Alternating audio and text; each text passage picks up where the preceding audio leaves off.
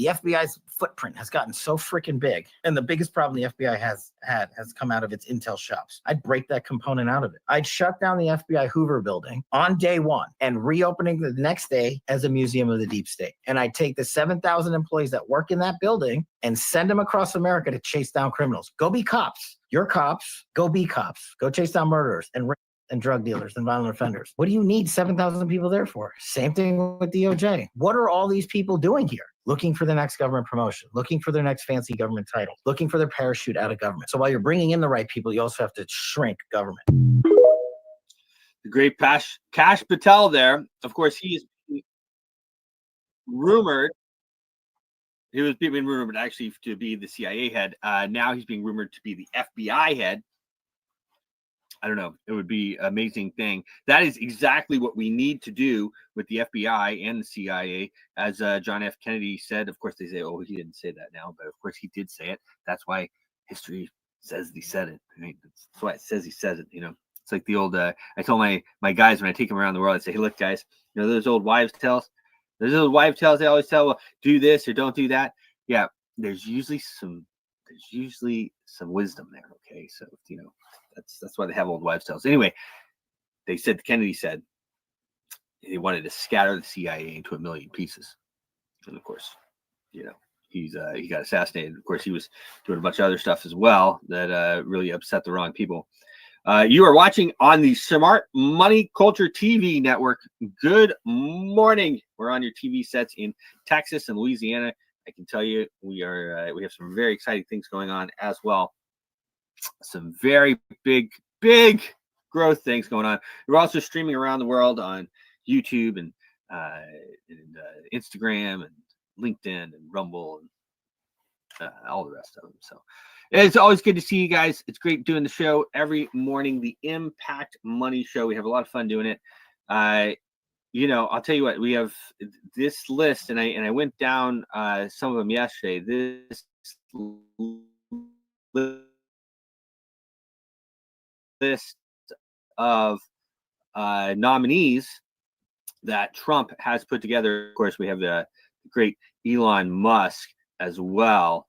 Elon is he's got his dog, DOGE, Department of Government Efficiency, along with Waram Swamy there. Here is him just a couple years ago. I think the United States is more open to new ideas than any country in the world. And I think it's becomes somewhat of a self-fulfilling prophecy to new ideas. It attracted people from around the world who had new ideas. So now it's full of people who like new ideas and who aren't bound by history. You know, a lot of the countries that have been around for a long time are really trapped in their own history. The United States is also a great melting pot of different cultures and ideas and thoughts, and it's a country which tends to encourage success, where you sort of see someone that did extremely well, and generally the reaction in the United States is good for that person.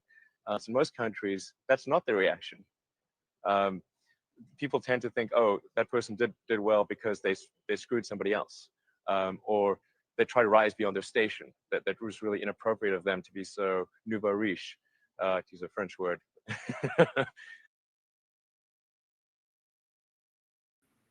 Nouveau riche. It's a nouveau riche. Hey, it's better to be nouveau than never at all, right? That's what they say. Really, Elon's an amazing guy. To have him closing down so many parts of the government, absolutely amazing. I'll tell you what, guys, this whole thing is surreal. Just to be completely frank here, I'm here in the District of Columbia. Yesterday it was a madhouse. Today it is too. So whenever we have both houses of Congress, the House and the Senate in session, it's a madhouse around here. I mean, everybody's here. You have all the staffers that are here. You have everything just going on. It's absolutely amazing. And of course, yesterday we had Biden here as well, and that was just really, you know, that was crazy. I'll tell you what, Biden sure was smiling, wasn't he? He sure was smiling a lot, wasn't he? I mean, that was pretty funny. He looked really happy to be handing over the reins to Trump. I mean, it's pretty funny. I think it's kind of funny. You know, I don't know. Looks funny to me.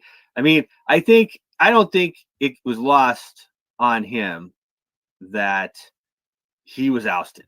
I mean, just look at this. This is actually worth watching. Let me just add this to the screen here. This is Biden just grinning here.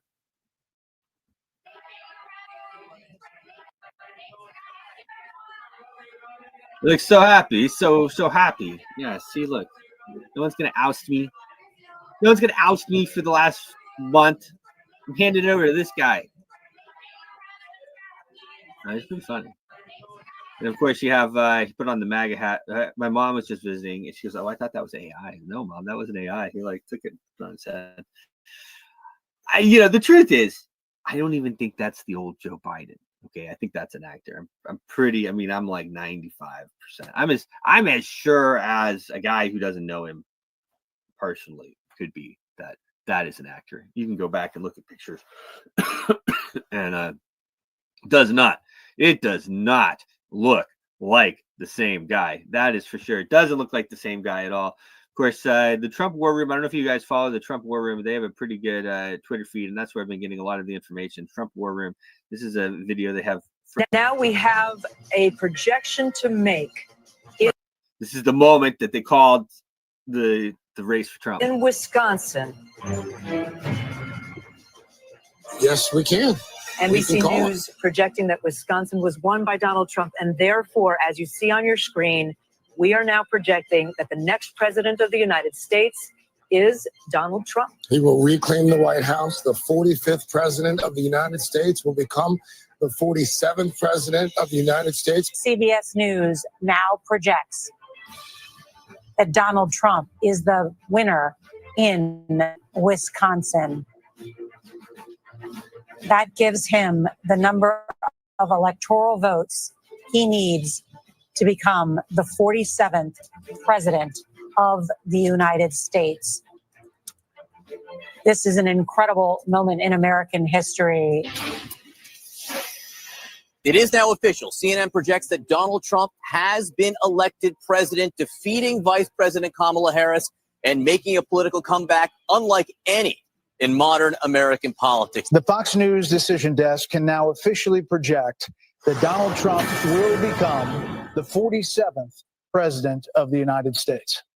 The former president's comeback will be complete with a win in Wisconsin, a state that he narrowly lost 4 years ago. He is now the second president in U.S. history to win non-consecutive terms. The first was Grover Cleveland in the late 1800s. Senator J.D. Vance will become the 50th vice president of the United States. Now we have really an amazing thing. And like I said, it's surreal. It's surreal. And so now, we haven't, he won. They tried to cheat, ballots, truckloads of ballots and everything turned away. So now he's won. We have this, a bunch of these appointments and, putting up Tulsi Gabbard. They're just dying about Tulsi Gabbard. They're dying about Matt Gaetz. Matt Gaetz as Attorney General. It's going to play heck getting these through the Senate hearings. It's going to play heck. I don't know. I'm not putting anything past Trump and getting him through, but not doing anything about like the race. So you look at what's happening in Arizona. I mean, it just looks very obvious that there's probably cheating going on there. I don't think that anybody kind of can look at that and think that there's not cheating going on. I mean, I don't know. It doesn't look like it. Looks like it to me. I mean, they obviously don't want Arizona. Well, they want control. So I put this out actually a couple of days ago, and this is, so it's probably even more updated from now. But here we go. Here we have, it just shows some of the vote tally, and this is even updated more from now, but you can see Trump above 1,655,000 votes here, and Carrie Lake 1,495. So I mean, that's a considerable amount less, almost 150,000 less. So I mean, it's just hard to believe. So we're all supposed to believe that 150,000 people voted for Trump and then didn't vote for Carrie Lake. I mean, I guess it's possible. I don't know. Doesn't seem right though. And then you have 1,476 here for Kamala, and you have 1,564 for Rubin. Gallego. Now, I mean, people go back and forth. Well, she's a woman. People didn't want to vote for a woman. This, that, and the other. Maybe, but it looks to me like there's some funny business going on. And it hasn't been like officially called. And they're doing the same thing in Wisconsin. They did the same thing in North Carolina, from what I understand, and a few other key states. And so when you add all that together, all of a sudden we take this red wave, and that's what they did in 2022. It was really a red wave. And then by the time they got done doing all the shenanigans, it wasn't. We barely had the House, and we didn't have the Senate. And then, of course, the Republicans all stepped on their own wieners and fired the guy from New York, the gay Latino that claimed he was Jewish too. I think he claimed a lot of things, but I mean, he voted the right way, and he was already there, and they kicked him out of Congress, and then they got a Democrat in there. So I'm here in DC. I can tell you that they knew that was going to happen. They knew that was going to happen, and so they didn't kick him out not knowing who was going to get in there. They knew it was going to happen. So anyway, the whole thing is surreal. So now we're going to get all these nominations. They're going to go up. We need those seats in the Senate in order to pass these people. I mean, Matt Gaetz as Attorney General, it would be absolutely amazing. Kash Patel as the FBI director would be absolutely amazing. We need to close the FBI. We need to close the CIA. We need to close these 3-letter organizations. I mean, there's no getting around it. I understand a lot of people, you feed your family, you work there and everything else. I have a lot of friends as well, but these organizations are out of control, and they are operating above the United States. And we're constitutionally, we're not supposed to have these. We're not supposed to have these. The FBI, we did fine without the FBI for 111 years or so ago, 110 years ago when they started, 15 years ago. And then the FBI or the CIA has only been started since I think 1946 even, and it was started by the Rothschilds bankers. Okay, the guy, I forget his name off the top of my head at the moment, that started the FBI, and he was the longest serving director. I'm sorry, CIA, and was the longest serving director of the CIA. Is cousins and married into the Rothschilds. So you have the Rothschilds owning the country with the Federal Reserve, and then setting up this intelligence agency. The Federal Reserve, as you saw the other day, even with the little guy saying, "Oh no, the president can't fire me." Oh no, we operate above. I mean, they've said that a number of times. But CIA is operating above the U.S. Constitution, the U.S. government as well. So we can't have that. You can't have a functioning government with agencies that are operating in shadows that are actually in control. I mean, that just doesn't work. So we have to stop them, whether we stop them in this, 4 years, or we stop them later on. I'm not sure how that'll work, but it will play heck getting these through. Tulsi Gabbard, of course, they're really upset about that. She's head of DNI. We have, I'm saying Kash just because, but he has not actually formally been appointed or whether Trump will do that or not. I would actually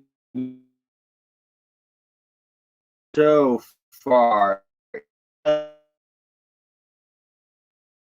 have surprised me. I would say I haven't been surprised by any of them. So I do follow this Trump War Room.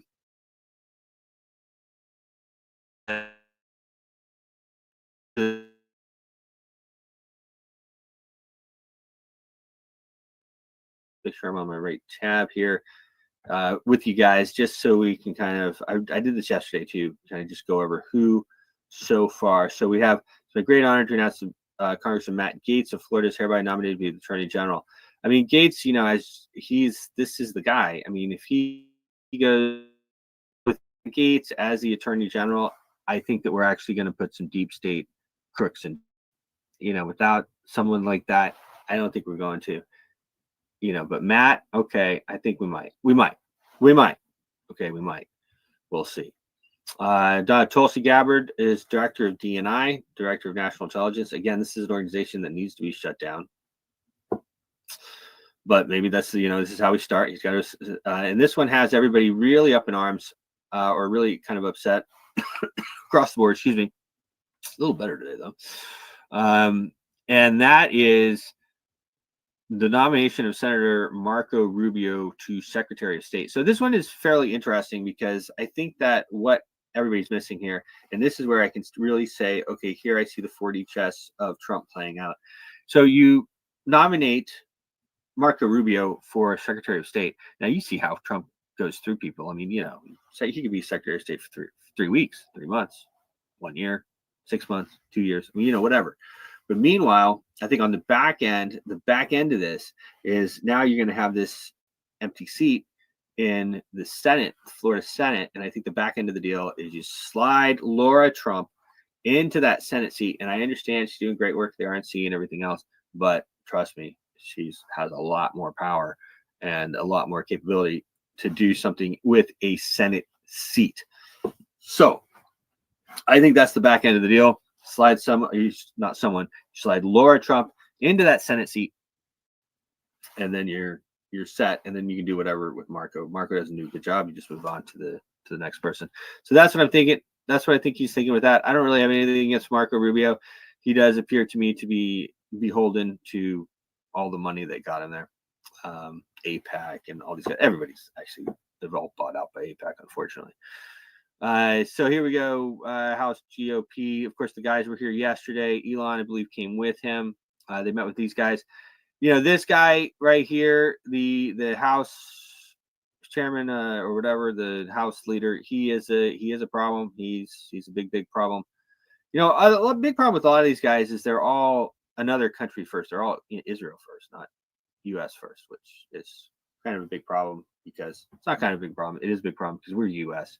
So even as you see, these guys have sent, billions and billions and billions of dollars to other places like Israel and like Ukraine. They have left us and our border open. So I'm sure Trump's going to work with them. He's going to say he's a good guy as much as he needs to, but really he does need to go. But we'll see what happens. And, maybe he is more controllable than I think. That's the meeting with Trump. Okay, here we go. Announces senior staff.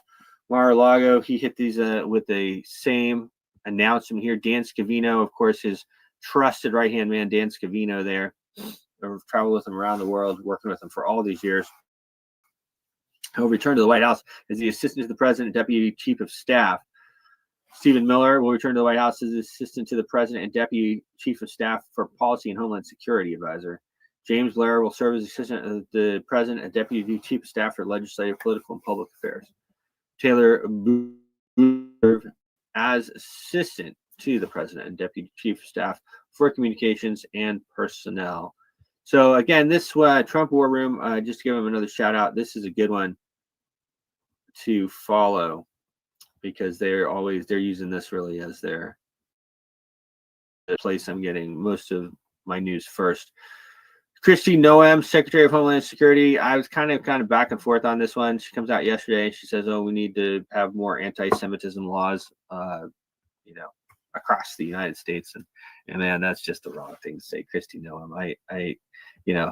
The last thing we need are more special laws. Now, of course, hopefully she's, we have other people in there with, cooler heads, but the last thing we need are more special laws. Nobody should be special. I've said this from the beginning, okay? You should be the same equal as me, should be the same equal as the purple guy and the yellow guy and the brown guy and the whiter guy. We should all be equal. There should be no special laws. When you start making special laws, that's where you get in trouble. That's actually racism. That's racism, okay? That is racism. Everybody's equal. Put everybody on equal deal, and we're good to go. Okay. Anyway, so I saw a video of that. I didn't like that, but whatever. You're not gonna like everything. Of course, the great Elon Musk, Vivek Ramaswamy with the Department of Government Efficiency, which is going to be absolutely amazing. All right, well, that's let me just go ahead. We're going to talk about the markets here. This is Pete Hegseth to serve in the cabinet as Secretary of Defense. Everybody's kind of up in the air not up in the air. People are pretty excited about that as well. He has a lot of experience. John Ratcliffe as director of the CIA. Again, we need to close these agencies, but hopefully this is how we start and then we close them. Stephen C. Witkoff to be special envoy to the Middle East. On and on here. Governor of Arkansas, Mike Huckabee, nominated ambassador to Israel. State monitored Congressman Mike Waltz, hereby appointed to my cabinet as National Security Advisor. So, he has really put together his deal here. I'm pleased to announce that former ICE Director and stalwart Border Control Tom Homan will be joining the Trump administration in charge of the nation's borders. So it is going to be interesting. It will be a fight to get all of these people confirmed. It's going to be really interesting to see it all happen. Let's talk about the markets here. I have the great Matt Dixon. Sir Matt the Great, how are you? Hey, good morning, Bruce. Very good, thank you. Amazing runs, haven't there, been on all the crypto, Bitcoin in particular, massive new all-time highs. So let's dig in and take a look what's happening. There's all sorts of things been going on with the, I saw the fear and greed. I think it was an all-time record high. I think it's all-time record high anyway. 87, I shared it on my X feed. I've never seen it that high before. So little warning signs. We obviously saw Warren Buffett also. He's continuing to cash in his, basically his stocks and risk asset holdings. I'm sharing my screen there. Can you see that, Bruce?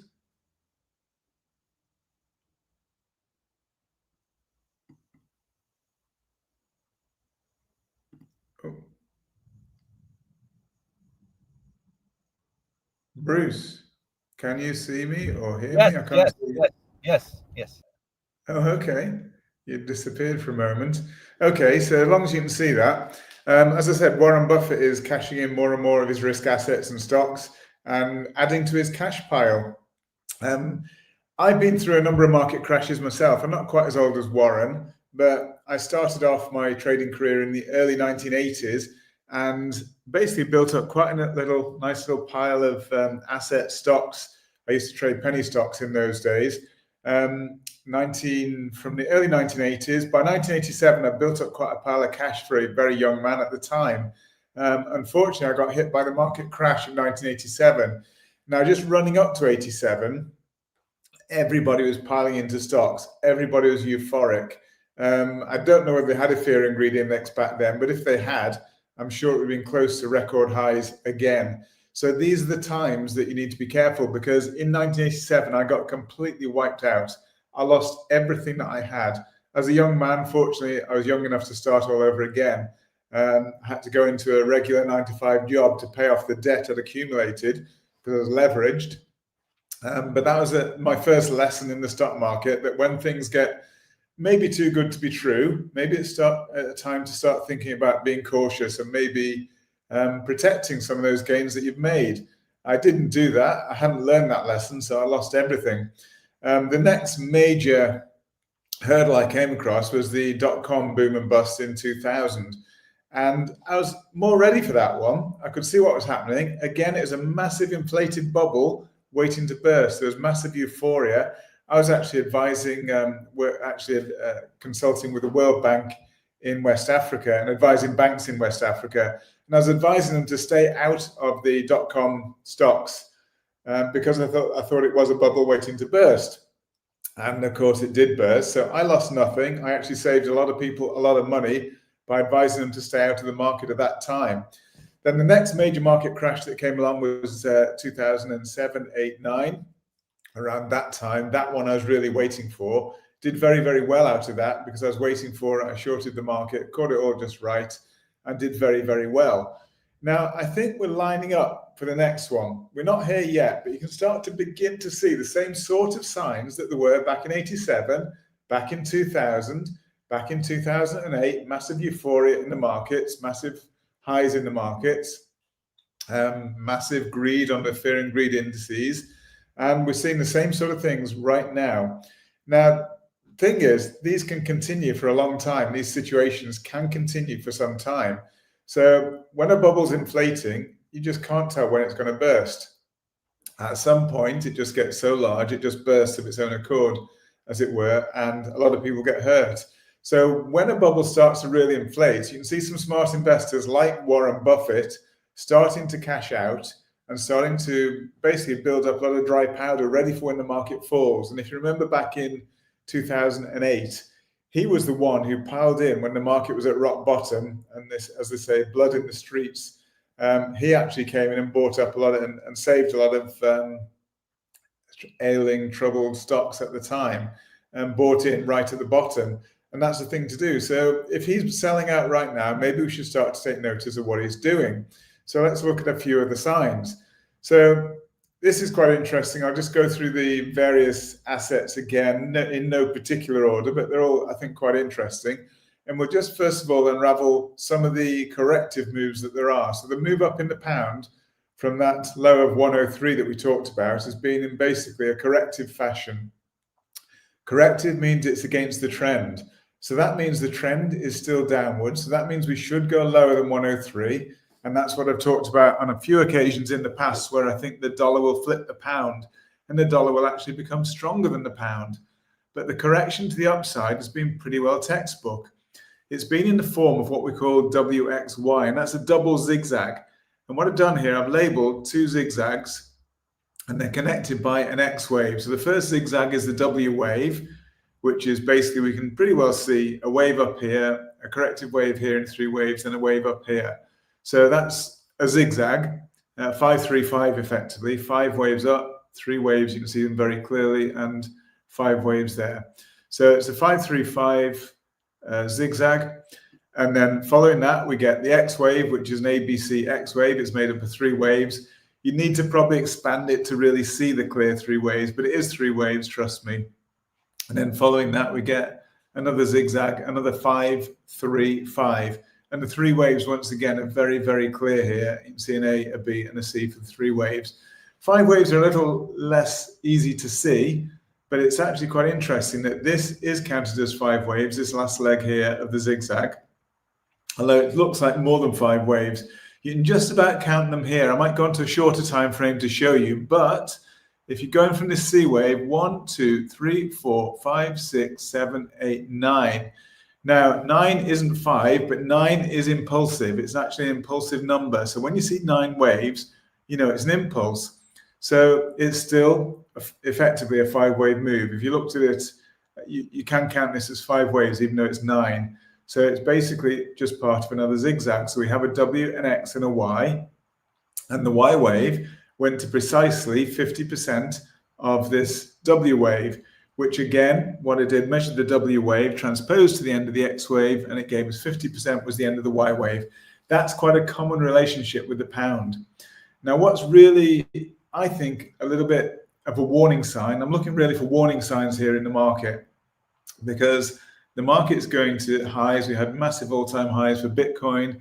Even now, we're just about 91,000 on Bitcoin. But normally, when you see dollar really beginning to strengthen and the pound here weakening substantially, that's often a sign of tension in the market, and the market's basically waiting to correct to the downside, the risk assets, as it were, the stock markets, the S&P 500, the FTSE, the Dow, and so on, the NASDAQ, looking potentially to correct downwards. They've not corrected as yet, but there are warning signs there. So the pound has already corrected from, we mentioned this in advance, that this was a likely turning point. We also, you can see here, and I will just go on to a shorter time frame to show you in a bit more detail. We can clearly see here that we had, even if I move this up just to make it, just put it right there, we had regular bearish divergence at the very peak in the pound. That told us pound was about to sell off, and it's aligned with that 50% Fibonacci level as well that we mentioned. So there's a couple of indicators or signals there that told us the pound was about to sell off, and precisely what it's done. So if you've been an FX trader and you followed what we've been saying here, and we have been documenting this as it went along, we're expecting the pound to sell off. Now, it's sold off so far 6% from here, from this fairly recent time, only September, that it peaked, just September, a couple of months back now. It peaked at 134 something, we're now 126. So it's a full 6% down. That is a big move in currency terms in such a short space of time. Especially bearing in mind there's been no particular major events to make it happen as yet. But I think it's just the canary in the coal mine giving us the warning that maybe something is about to happen. So we'll probably see that as we go through some of the maybe more traditional assets, but I will just touch on Bitcoin next, first of all. Here again. Now, we mentioned Bitcoin, and I did say that 84 was my first target higher for Bitcoin for, when it eventually reached all-time high. Now, I didn't actually expect it to break above the previous all-time high yet. I thought this was corrective higher, and I did expect it to turn down from here. This highlights the need for risk reward, for managing risk very, very carefully in your trading. We have obviously sailed straight through that like a knife through butter, as Bruce said the other day. But we still have, over a relatively long period of time here, when I say relatively long, it's since February this year. Let's just see if it's still there, whether we still have. Yeah, we still just about have, just very mild regular bearish divergence here on Bitcoin. So we also had very overbought RSI. So it's telling us there's likely to be a pullback on Bitcoin. It has begun because we did have the high was, I'm just trying to see where the high was, 93,000 was it? I think it was 93,200 or something was the high. We're currently at 90,000 something now. So it has just come off that high level a little bit. I think it's probably easier to see this one if you look at the daily, in fact. Just go on to the day. Yeah, we can see actually divergence a little bit more clearly there. And I actually prefer daily anyway. 4 hours, a little bit short-term, I think. Very often to be looking at divergences, but there's absolutely definitely divergence there. So we see higher highs on price, lower highs on RSI, corresponding, lining up pretty well there. I'd have to come back a bit further there, but yeah, they line up. So we've got some regular bearish divergence. That's telling us likely to be a downturn in price. Let's see what happens.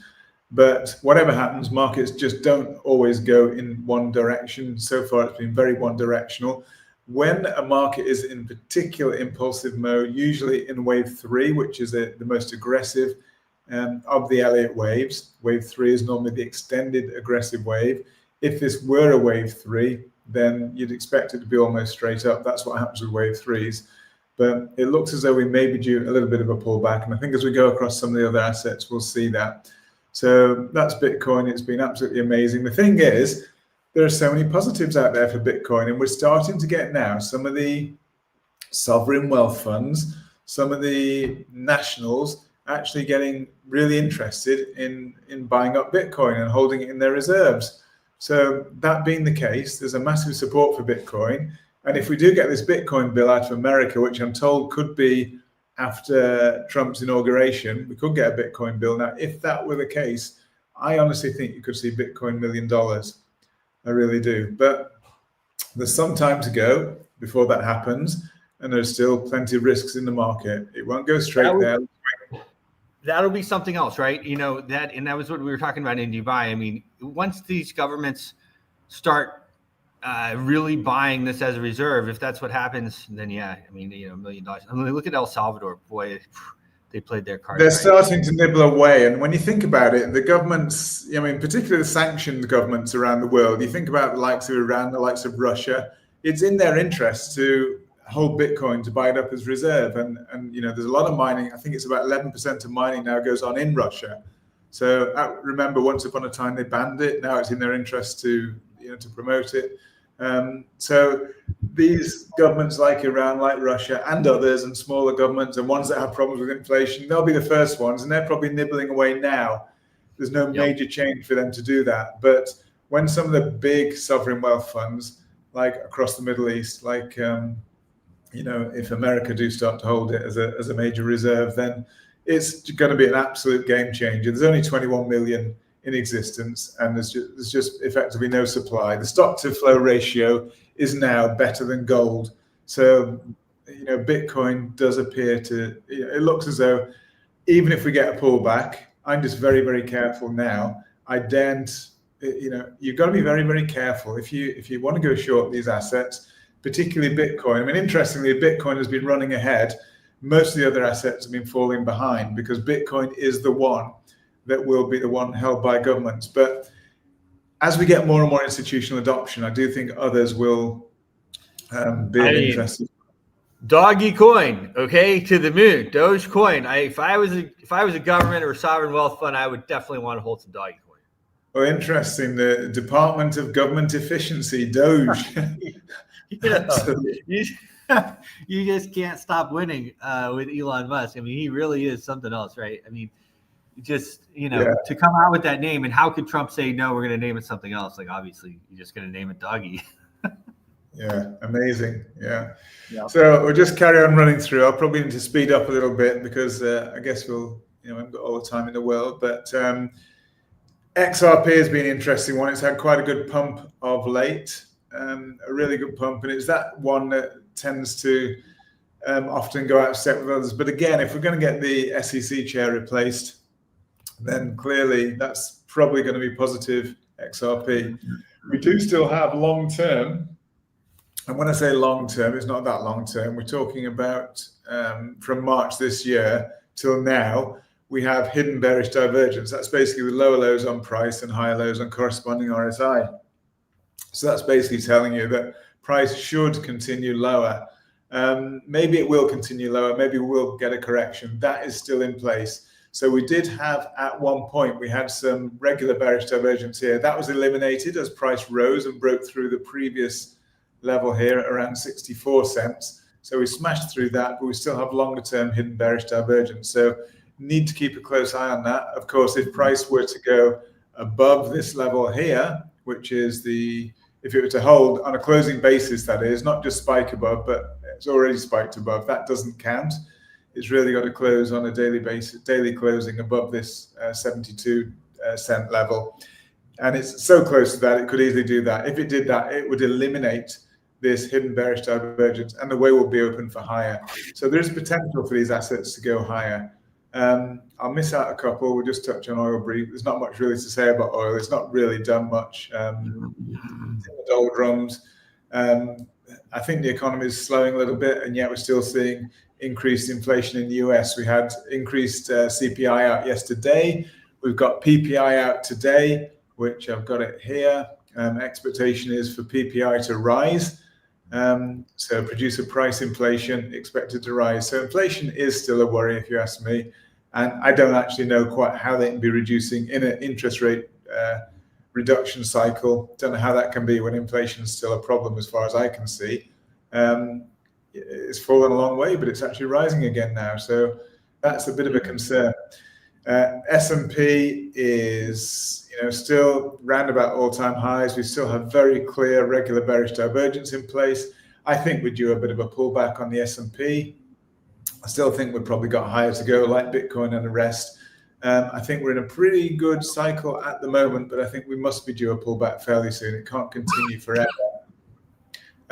Dollar index, again, broke through. Is actually quite interesting. We had overhead resistance. I did expect it to break through. We still have very, very powerful regular bearish divergence here. We can see, again, corresponding high highs on price, low highs RSI. Even if I move that over there, we've still got lower highs RSI.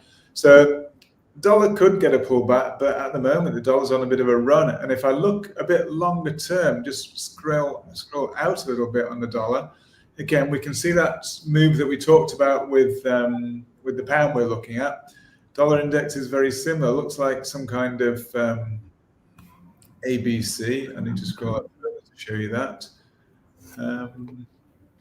Anyway, it's a corrective move, some kind of AB. I think maybe a C wave high. See, I'm targeting C for a bit higher with dollar index. So I've had some kind of move down, got an ABC, which should end a bit higher. So I do think we've got higher to go on the dollar, and that could be telling us that there's a bit of downside to come.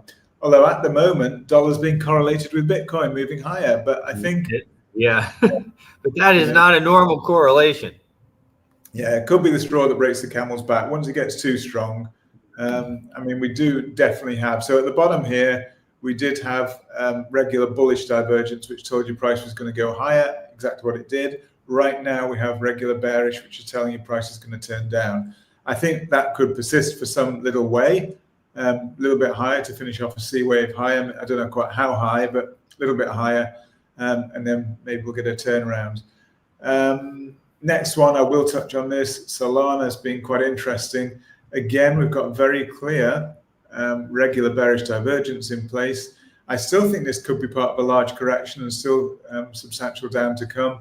We've tested that level a couple of times up here in the last few days. We got to 225, and we tested quite high again even earlier today.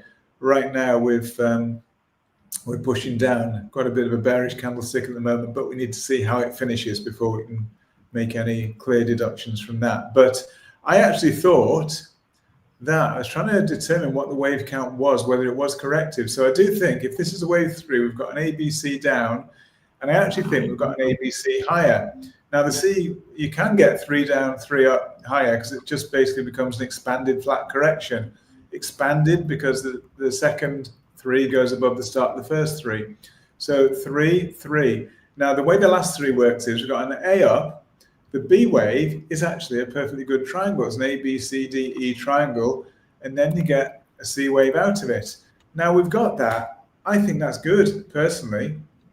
And the fact that it's accompanied by this regular bearish divergence and candlestick formations that are in favor of what I'm saying, I think there's a reasonable call for potential downside. So as I say, if you're in these markets and you made some really nice fat profits, then well done to you.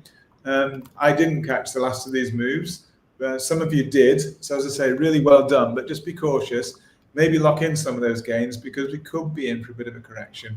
Maybe not. Markets are never certain. We're not giving you absolute advice, but I'm just saying be cautious. Again, we could run through the rest. We'll probably just finish on gold, I think. Gold's gone pretty well, exactly as expected. I think we've had 5 waves down somehow.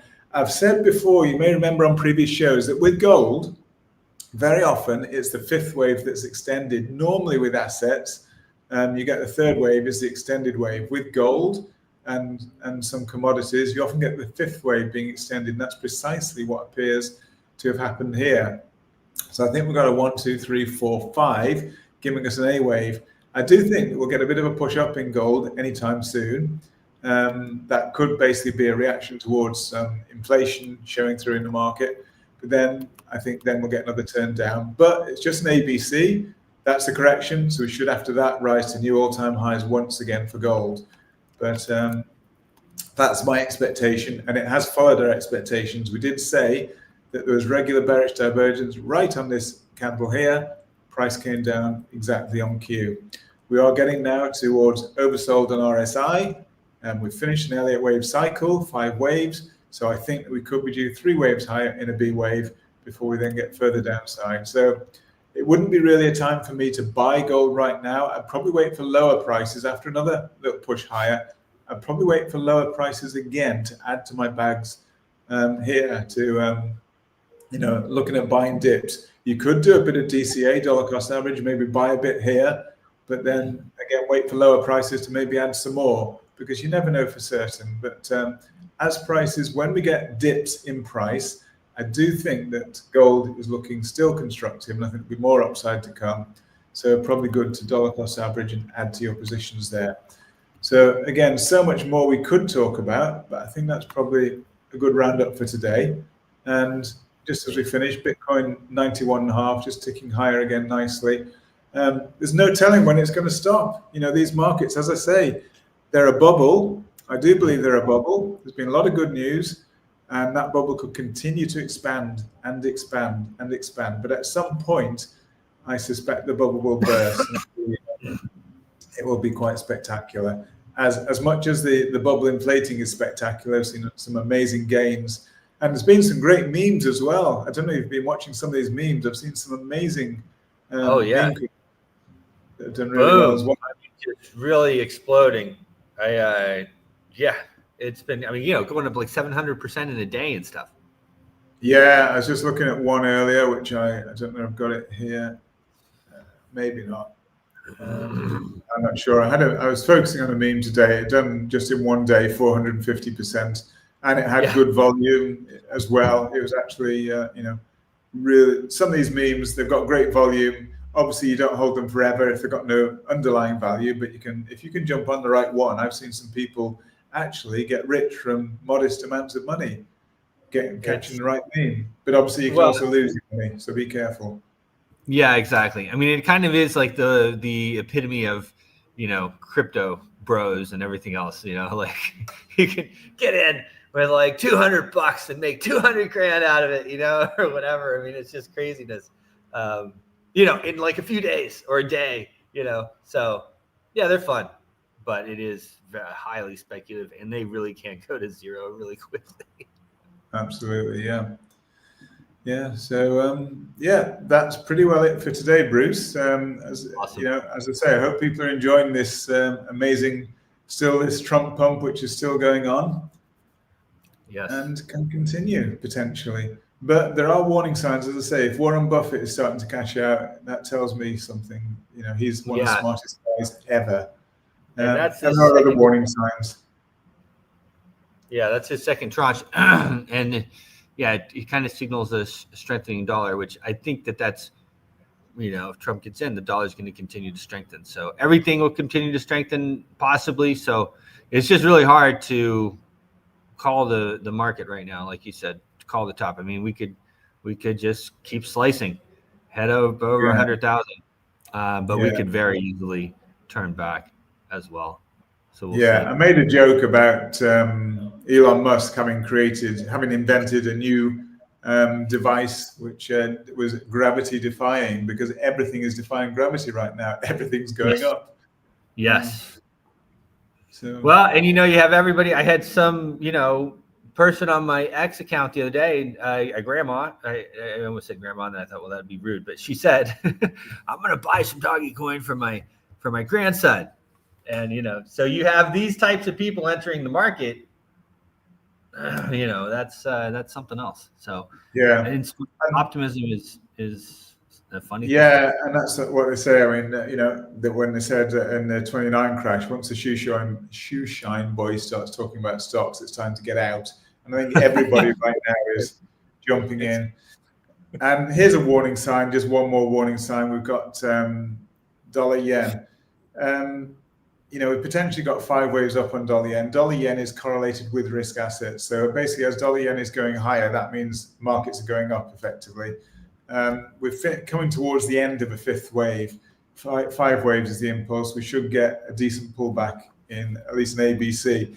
But the good thing is that's probably, if it's just 5 waves, that means the impulse is higher. The pullback might be sharp and aggressive and painful, but there should then be another impulse to the upside. So whilst we're due a pullback sometime soon, you can see we're approaching somewhere, probably approaching the end of the 5th wave, there'll be a pullback then, which could be sharp and painful, but following that, there should be more upside to come. So this is why I'm saying Bitcoin, can't ignore it. Yeah, there could be a painful pullback at some point, but there's nothing to stop Bitcoin. It looks as though it really could go to the moon. I mean, we really could be. I say $1 million, it's possible. You can't say no to it, to be honest. It's like totally possible. I mean, in the short term, they start buying reserves, and it's like, guys, you should probably have some Bitcoin. I mean, it's 11x from here. It's 11x, Bruce. I mean, if you think about it, 11x is nothing in crypto terms. When you're talking about just 21 million coins and so much demand. Even look right now. I mean, what we dipped down to 17,000. I mean, what is that to here? 4x abouts, right? So the FTX low is about 15,500, I think. So 15 to 90 is 4x, isn't it? Sorry, it's 6x. Sorry. 6x. I'm getting better. It's 6x. Okay, I mean, I am getting better at math on air, but I guess not that good. So that's 6x, and we've only just started to see institutional governmental adoption. So we've only just started to see that. So there's plenty of opportunity there still, I think. But just be careful if you're leveraged. You can get some serious pullbacks and liquidity spikes and all sorts to catch people out. So just be careful. Awesome. Yeah. Good. Well, thanks again for having me, Bruce. Thank you, everybody, for listening, and look forward to catching up. Tomorrow is last day before the weekend. So let's see what happens with tonight's PPI and see where the markets go from there. You got it, brother. Thank you. Thank you, Bruce. All the best. Cheers. The great Matt Dixon with the Market Watch Report. World-class market analysis. We do it daily for you. right on your TV sets in Texas and Louisiana and a lot more states coming. I think, okay, like this, there's big meetings going on. I can tell you that right now as we speak, all around the world, putting things together. But as well on your X feeds and your YouTubes and your Facebooks and everything else. We really enjoy doing the show. It is a lot of fun to be part of the conversation. One of the things I tell you, we were at the CC, this crypto content creators campus. Mario Nafal was one of the speakers, and that was one of the things he was saying about X. Is just be part of the conversation. Be part of the conversation, and it is fun to be part of the conversation. And so to have the show like this that we've been doing almost a year now, we'll have our anniversary, our year anniversary coming up here a little bit before Christmas. We even did a show, I think, on Christmas Day. I'm not totally positive. I think we might have Christmas and New Year's Day. I have to look back. I think we did. Hardcore, man. It's up at 5 a.m. I've been waking up at 5 a.m. Every weekday for a long time, except when I'm traveling in another state or another country. In Dubai, it's easy. It's 3 p.m. You wake up at noon, or no. Actually, that jet lag over there, that was rough. Even coming back, it's been a lot easier. I was gone, for a week and then back. But anyway, really, I wanted to touch on this John Thune, I think John Thune, Senator Thune. The Senate has given a big FU, which was in the title, a big FU, which to America and to Trump, by putting John Thune as the Senate Majority Leader. Now, he is not a popular pick at all. You had Thune and the other guy was Cornyn, both of them deep state guys, not really who we want in there, not America first, not Trump guys. Thune was an ever Trumper. So anyway, they don't care. They've elected him as a Senate Majority Leader. That is going to be a big problem, I can tell you. Republican leader Tom Cotton halted landslide of GOP objections to the Senate. Tom Cotton screwed us on J6 and screwed us again today by getting the senators to vote for Thune. This is my friends here, the Hodge twins. These are good guys. 3 million followers, great guys. He is in Arizona, America last backstage to having traitor. Somebody primary him in 2026. We always talk about this, guys, but we need to stick to it. Bannon, President Trump, what a rock star. Thune promised him some recess days, promising we'll stay here every day and we'll get every one of his nominations through. And he gives the biggest, I guess, F you. Okay, here you go, bro. Start with Matt Gaetz as the new Attorney General. Of course, that's the great Stephen Bannon. So it remains to be seen how that all plays out. I mean, that's who we have. We have John Thune, and we have in the Senate, and we have what's his face over in the House. That's what we got. That's pretty rough. That's a rough setup. Two guys that are not America first, that are, supposed to be in our corner, are Republicans, but they're really both rhinos, not working for us. So it remains to be how that'll all play out. We'll see. I do feel like there's something that's going to happen. Getting Matt Gaetz through a Senate confirmation is really going to be something else because they don't like him so much. Matt Gaetz is the reason why we got Speaker Johnson. That's it. He pushed and he got whatever out as Speaker. And that was something else. I did not think that would happen. Of course, it didn't do any good. We got Speaker Johnson, who is arguably worse, or if not just as bad. But Matt Gaetz is not like, but as Attorney General, hopefully we can get him in and he can do some stuff. It's going to be a fight. That's like, okay, so we won the election. Now the real fight begins. We'll be reporting on it through the whole deal. We'll be talking about it. We'll be bringing you the live updates. We'll be talking about what it means for you, what it means for your money. how you, the average person around the world, because with the US dollar and everything else, it is the world. The US policy affects everybody. What we do, our monetary policy, our world policy, obviously it affects everybody. So we'll keep you up on it. Always a pleasure, guys. We'll be back on your TVs in 6 hours. And we'll be streaming again mañana. Cheers. Your voice is powerful. When combined with social engagement, it's a force for change. Decentralized media paired with free speech is the catalyst for an empowered world and a unified, invaluable ecosystem. Join Global Boost, become a champion of free speech, and help to reshape the future of media.